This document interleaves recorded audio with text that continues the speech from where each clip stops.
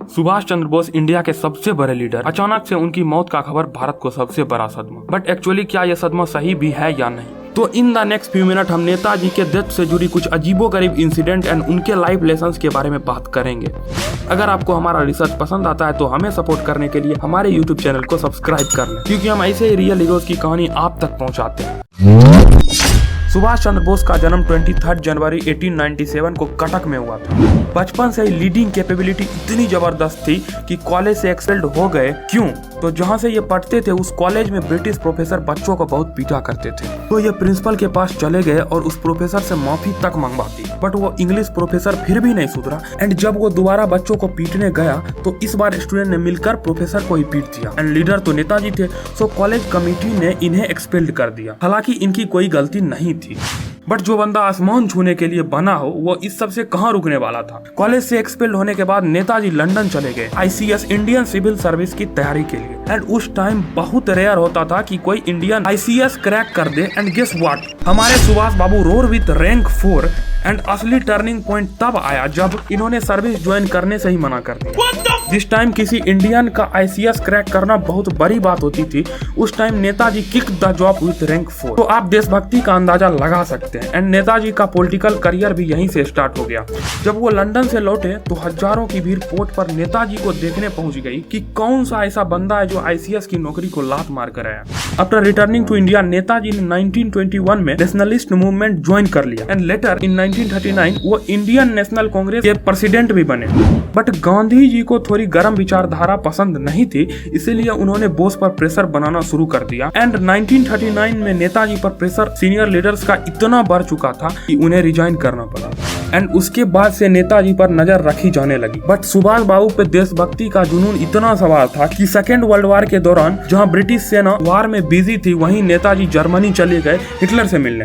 And Hitler Netaji की personality से इतना इम्प्रेस हो गया कि उस टाइम जर्मनी का दोस्त जापान था एंड इंडिया के करीब भी था, तो उसने एक सबमरीन से नेताजी को स्पेशली जापान भिजवाया। एंड फिर फर्दर नेताजी ने आजाद हिंद फौज की स्थापना की एंड म्यांमार के रास्ते इंडिया पहुंच गए एंड बंगाल प्रोविंस तो कैप्चर तक कर लिया था।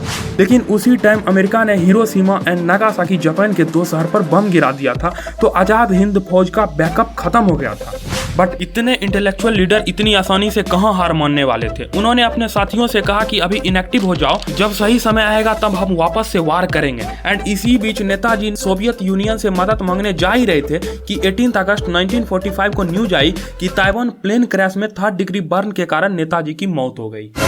बट मेरे कुछ सवाल है, अगर नेताजी की मौत 1945 में हो गई थी तो 1967 तक गवर्नमेंट ने उनके घर पर नजर क्यों रखी? आज तक रैंकोजी टेम्पल में रखे उनके एसेस की DNA टेस्टिंग क्यों नहीं की गई? आज भी उनका परिवार DNA टेस्टिंग की मांग कर रहा है। सच हमसे क्यों छुपाया जा रहा है? 400 पेज की मनुस्क्रिप्ट जिसमें INA के बारे में सब कुछ था, वो पब्लिश क्यों नहीं हुई? 1999 में मुखर्जी कमीशन ने जब ग्राउंड जीरो पर जाकर इन्वेस्टिगेशन की तो पता चला कि 1945 में ताइवान में ऐसे कोई प्लेन क्रैश का रिकॉर्ड ही नहीं है।